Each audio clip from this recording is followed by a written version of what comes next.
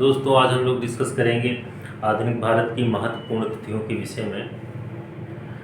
Simon commission 1928 में जब भारत में आता है तो उसका बहुत व्यापक विरोध हो रहा होता है। जो साइमन कमीशन था उसमें जो भारत है उसमें किस प्रकार की शिक्षा का स्थापित किया जाए, शिक्षा में क्या सुधार किए जाए, कैसे उत्तरदायी सरकार बनाई जाए, भारतीयों और ब्रिटिश सरकार के बीच जो गतिरोध है दलों के बीच में वो कैसे कम हो, इन सब के लिए जो साइमन कमीशन आया जब भारत में तो 1928 में उसका बहुत व्यापक विरोध हुआ। तो उसको देखते हुए जो तत्कालीन सचिव थे बार्केनहेड,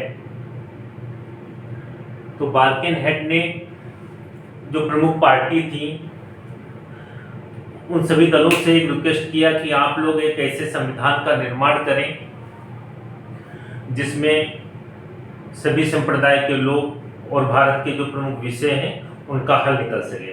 तो इसके लिए 9 सदस्यीय टीम का गठन किया गया और जो टीम थी उसमें सभी वर्ग के लोगों को रखा गया। जब नेहरू रिपोर्ट लखनऊ में अगस्त 1928 को स्वीकृत कर ली जाती है, लेकिन बहुत ऐसे दल थे जो अपना जो है स्पेशल प्रतिनिधित्व चाह रहे थे, जैसे जिन्ना जिन्होंने 14 शर्तें रखी थी। इस प्रकार के कारण थे जिससे जो नेहरू रिपोर्ट थी उस पर आखिरी मोहर नहीं लग पाती है। नेहरू रिपोर्ट में भारत को अधिराज्य का दर्जा जो है की मांग की गई थी नेहरू रिपोर्ट में, और भाषा के आधार पर प्रांतों का विभाजन। लेकिन इन सब चीज़ों से सुभाष चंद्र बोस, पंडित जवाहरलाल नेहरू और सत्यमूर्ति ये लोग जो है सहमत नहीं थे नेहरू रिपोर्ट से। तो इन लोगों ने ऑल इंडिया इंडिपेंडेंस लीग की स्थापना की थी नवंबर 1928 में। और जिन्ना ने, जब नेहरू रिपोर्ट आती है तो जिन्ना भी अपनी कुछ शर्तें रखते हैं।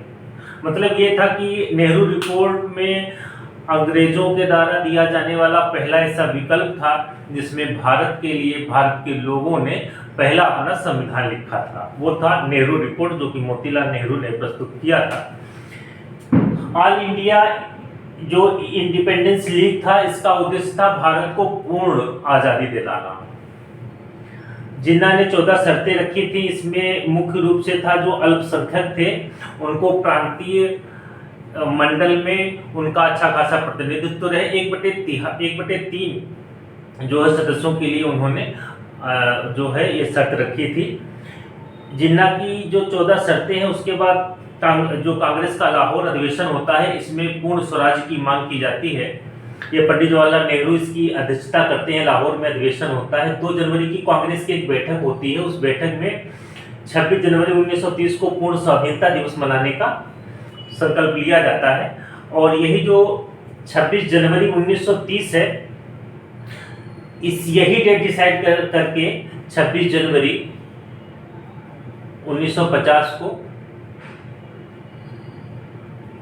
जो है जब हमारा संविधान जो स्वीकृत किया जाता है, तो इसी डेट का, जबकि हमारा जो संविधान है वो 26 नवंबर 1949 को कंप्लीट हो जाता है। 26 नवंबर 1949 को संविधान कंप्लीट हो जाता है। उस समय नागरिकता, निर्वाचन, ये सब जो है अनुच्छेद जो है अपनाए भी जाना शुरू कर दिए गए थे 26 नवंबर। लेकिन जो ये 26 जनवरी की जो डेट थी, इसको लेने के लिए इसको एक्सटेंड किया जाता है और 26 जनवरी 1950 को गणतंत्र दिवस के रूप में मनाया जाता है। महात्मा गांधी जो असहयोग आंदोलन उन्होंने प्रारंभ किया था, उसके बाद उनको चोरा चोरी कांड के बाद गांधी जी पूर्ण रूप से जो है निष्क्रिय हो गए थे। उनको 6 वर्ष की जो है सजा हो गई थी। इसलिए गांधी जी उस समय सक्रिय पॉलिटिक्स में नहीं थे। उसके बाद गांधी जी ने 11 सूत्रों की मांग की थी। 11 सूत्रें उनकी मांग थी, जिसमें उन्होंने जो नमक कर था उसके लिए जो है उन्होंने नमक था, बाकी 50% जो सेना में जो व्यय हो रहा था उसको डिटेक्शन के लिए मांग की थी। उन्होंने 11 प्रकार की मांगे की थी। उसमें सबसे इम्पोर्टेंट था नमक का। और जो अंग्रेजों की जो मोनोपोली थी नमक पे, उसको ख़त्म करने के लिए गांधी जी ने जो है मांग की। और एक पुस्तिका उनकी थी यंग इंडिया। तो जो यंग इंडिया है, इस पुस्तक के थ्रू उन्होंने इरविन उस समय गवर्नर जनरल था और मैकडोनाल्ड ब्रिटिश प्रधानमंत्री थे, तो इनसे वो रिक्वेस्ट करते हैं कि जो ये हमारी मांगे हैं 11 पूरी की जाएं, लेकिन उन पर उनका कोई रुख नहीं जाता है। तो साबरमती में सविनय अवज्ञा आंदोलन 1930 में प्रारंभ करते हैं। फिर दांडी मार्च होता है 12 मार्च 1930 को।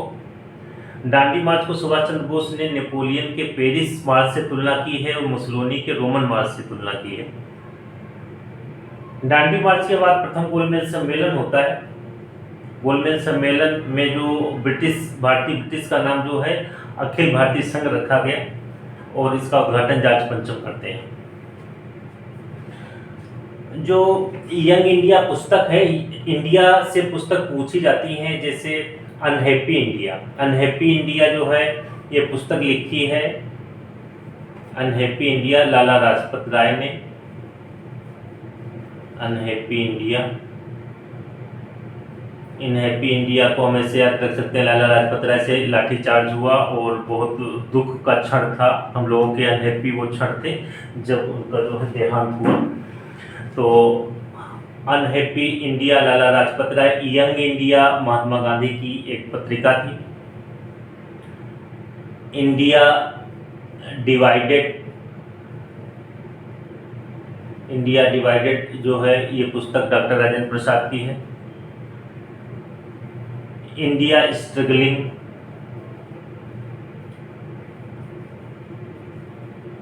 इंडिया स्ट्रगलिंग ये पुस्तक सुभाष चंद्र बोस की है। इंडिया अनरेस्ट, इंडिया अनरेस्ट ये पुस्तक जो है वैलेंटाइन सेरोल की है। उन्होंने लोकमान्य तिलक को असंतोष का जनक बताया था। न्यू इंडिया, न्यू इंडिया बहुत इंपॉर्टेंट पुस्तक है।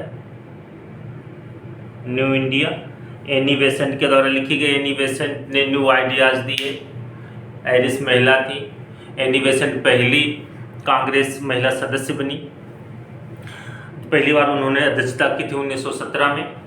तो New India, Annie Besant, India unrest, Valentine Chirol, India divided, Rajendra Prasad, struggle बहुत किया, संघर्ष बहुत किया Subhash Chandra Bose, Indian struggle, Indian struggle, Indian struggle Subhash Chandra Bose, unhappy India Lala Lajpat Rai और यंग इंडिया महात्मा गांधी के द्वारा ये लिखी गई।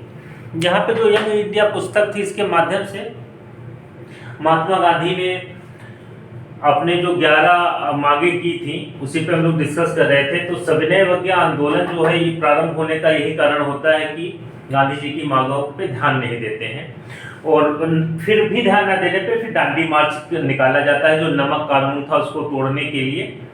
और इसमें भी सभी जो है राज्य के हर कोने से सहयोग मिलता है। जो सविनय अवज्ञा आंदोलन था ये जो हमारे पूर्वोत्तर राज्य हैं मणिपुर में भी इसको देखने को मिलता है। वहाँ की एक स्टोरी है कि जो नागा थे उनका उनका प्रतिनिधित्व कर रहा था युद्धनाम वहाँ का नेता था, नागा नेता था। उसको जो है जब वहाँ पे ये सविनय आंदोलन का प्रतिनिधित्व कर रहा होता है इसको अंग्रेज मृत्युदंड देते हैं। उसके बाद इसकी बहन होती है गेडिन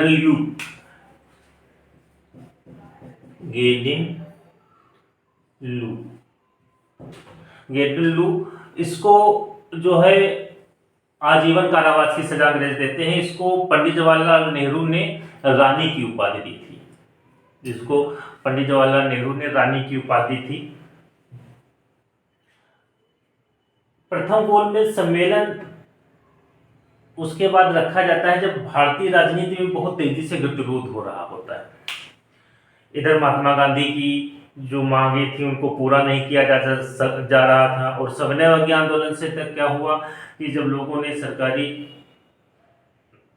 पदों पे सरकारी नौकरियां छोड़ दी और जो कर थे वो नहीं दिया, किसान टैक्स नहीं दे रहे थे, सीमा शुल्क व्यापारियों के द्वारा नहीं दिया जा रहा था। तो इस प्रकार से बहुत ऐसे टैक्सेस थे जो नहीं दिए जा रहे थे, उससे रेवेन्यू पे बहुत ज़्यादा प्रभाव पड़ रहा था। तो उस समय के जो तत्कालीन प्रधानमंत्री थे मैकडोनाल्ड, उन्होंने प्रथम गोलमेज सम्मेलन रखा उसमें भारतीय जो ब्रिटिश था उसका नाम भारतीय संघ रखा गया।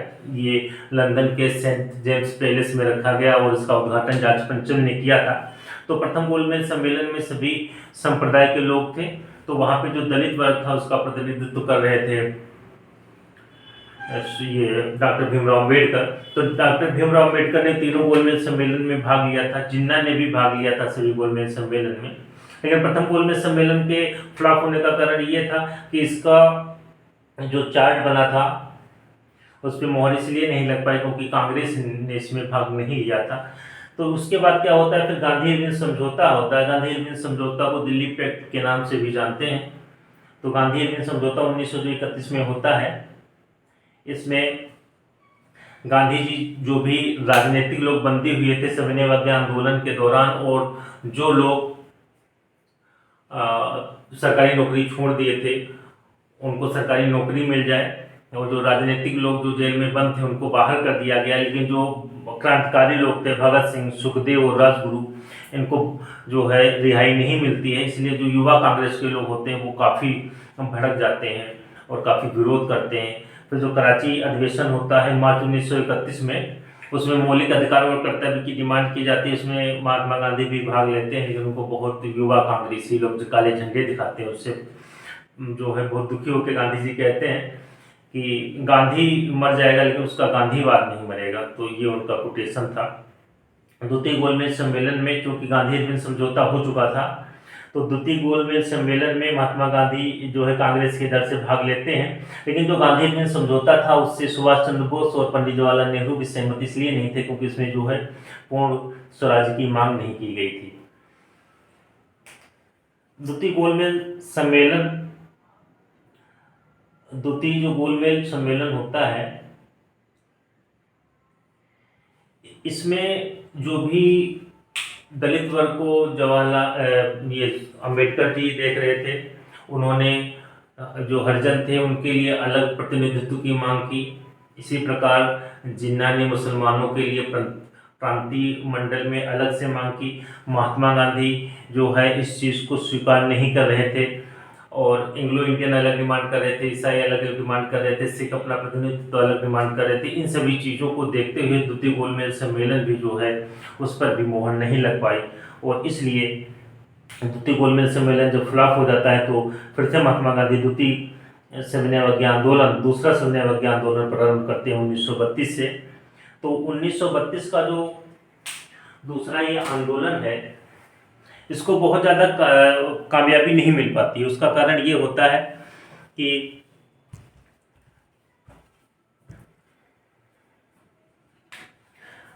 दोबारा से जो है इस चीज़ को फॉलो नहीं हो पाती है और ये बहुत जल्दी ही सविनय अवज्ञा आंदोलन जो है बंद हो जाता है। और जो ये उसके बाद होता है सांप्रदायिक पंचांग, जो हम लोगों ने द्वितीय गोलमेज सम्मेलन में भी देख रहे थे कि डॉक्टर भीमराव अम्बेडकर के द्वारा डिमांड की जा रही थी कि हमको जो अलग से प्रतिनिधित्व मिले। तो इसके लिए मैकडोनाल्ड और अम्बेडकर जी जो है आपस में एक समझौता करते हैं। लेकिन उसी समय क्या होता है कि सांप्रदायिक पंचांग, इसमें हिंदुओं से अलग करके इनको रिजर्वेशन दिया जा रहा था। प्रांतीय मंडल में जो उनकी सीटें थी उनको बढ़ाते हुए फिर महात्मा गांधी जो है वो अमर अनशन पे बैठ जाते हैं, और इस प्रकार जो सांप्रदायिक पंचांग में जो समझौता है मैकडोनाल्ड और भीमराव अम्बेडकर के बीच ये पूर्ण नहीं हो पाता है। उसके बाद पूना समझौता होता है। पूना समझौता महात्मा गांधी ये सितंबर 1932 में होता है। पूना समझौता में महात्मा गांधी और अंबेडकर के बीच होता है और इसमें सीटों के बंटवारे को, रिजर्वेशन को लेकर के दोनों में सहमति बन जाती है। इसके बाद तृतीय गोलमेज सम्मेलन 1932 में होता है। जो 1932 में तृतीय गोलमेज सम्मेलन है इसमें फिर से कांग्रेस भाग नहीं लेती है, लेकिन इसमें जो भी उदारवादी लोग और जो सांप्रदायिक पार्टियां थी वो सभी भाग लेती हैं। और यही जो तृतीय गोलमेज सम्मेलन में जो भी निर्णय लिए जाते हैं वही बनता है भारतीय अधिनियम 1935। जो भारतीय अधिनियम जो 1935 है, भारतीय अधिनियम 1935 है, जो तृतीय गोलमेज सम्मेलन में जो भी डिसीजन लिए जाते हैं केंद्र में द्वैत शासन प्रणाली, जो प्रांतीय मंडल है उसमें जो है उत्तरदायी सरकार, इस प्रकार के जो है निर्णय लिए जाते हैं। एक बार हम लोग फिर से देख लेते हैं, इम्पॉर्टेंट है। इम्पॉर्टेंट इस फैक्ट से है कि यहाँ पे हम देखेंगे 1928 में दो चीजें आती हैं, नेहरू रिपोर्ट और ऑल इंडिया इंडिपेंडेंस लीग। तो इसको याद रखेंगे, जो नेहरू रिपोर्ट है ये पहले है, क्योंकि नेहरू रिपोर्ट के बाद जो है ऑल इंडिया इंडिपेंडेंस लीग की स्थापना की जाती है। इसके बाद जो जिन्ना है वो भी इसमें अपने कोटेशन डालते हैं, 14 पॉइंट वो अपने रखते हैं। ये उन्होंने 1929 में 14 शर्तें रखी थी। उसके बाद क्या होता है कि यहाँ पे अधिराज्य की मांग की जाती है नेहरू रिपोर्ट में। तो 1929 में उसके बाद जवाहरलाल नेहरू के द्वारा लाहौर अधिवेशन में पूर्ण स्वराज की मांग की जाती है। और फिर 1930 में 26 जनवरी 1930 में जो है पूर्ण स्वाधीनता दिवस के रूप में मनाया गया है। उसके बाद गांधी जी एक्टिव फॉर्म में आते हैं और वो अपनी 11 शर्तें रखते हैं अंग्रेजों के सामने। जब वो नहीं मानते हैं तो सविनय अवज्ञा आंदोलन शुरू करते हैं। सविनय अवज्ञा आंदोलन शुरू करते हैं। सविनय अवज्ञा आंदोलन शुरू करने के बाद उस पर जब ध्यान नहीं जाता है तो जो उनकी 11 सूत्री मांग में नमक का कर था, उसको नमक बनाने के लिए डांडी यात्रा निकालते। तो नमक आंदोलन या डांडी मार्च 1930 को प्रारंभ होता है। फिर क्या होता है, जब अंग्रेजों और भारतीयों के बीच में जो मुख्य पार्टी थी कांग्रेस के बीच जब ज़्यादा गतिरोध हो जाता है तो फर्स्ट राउंड टेबल होती है, जिसमें कांग्रेस पार्टिसिपेट नहीं करता है। फिर सेकेंड गोलमेज सम्मेलन होता है, इसमें महात्मा गांधी जी भाग लेते हैं। लेकिन इसमें सभी जो सांप्रदायिक जो भी पार्टियां गई थी सभी अपना जो है रिजर्वेशन की मांग करते हैं। रिजर्वेशन के बारे में बताना चाहेंगे, जो रिजर्वेशन की पहली मांग की गई थी वो 1882 में जो हंटर कमेटी बनी थी, उसमें ज्योतिलाल फुले ने कहा था कि सभी को जो है फ्री शिक्षा हो, और इस प्रकार की उन्होंने सबसे पहले रिजर्वेशन की मांग की थी। और हम लोगों को पता है कि जो काले मिंटो था उसने पहली बार 1909 में मुसलमानों को पृथक रिजर्वेशन दिया था। तो ये अगर हम रिजर्वेशन की बात करें तो रिजर्वेशन जो पूर्ण रूप से आया वो जो सेकेंड राउंड टेबल थी, इसमें जितने भी सांप्रदायिक लोग थे सभी लोग जो है अपना रिजर्वेशन की डिमांड कर रहे थे। उसी को आगे देखते हुए हम लोग देखेंगे, जब यहाँ पे बात नहीं बनती है तो फिर से 1930 में 1932 में जो है फिर से द्वितीय सविनय अवज्ञा आंदोलन प्रारंभ हो जाता है। और द्वितीय सविनय अवज्ञा आंदोलन के बाद सांप्रदायिक पंचांग है, जहाँ पे मैकडोनाल्ड और अंबेडकर के भी जो समझौता है सीटों को लेकर के, लेकिन महात्मा गांधी अड़ जाते हैं, अनशन पे बैठ जाते हैं। फिर पूरा समझौता 1932 में होता है और फिर तृतीय गोलमेज सम्मेलन होता है। तृतीय गोलमेज सम्मेलन में महात्मा गांधी भाग नहीं लेते हैं। धन्यवाद।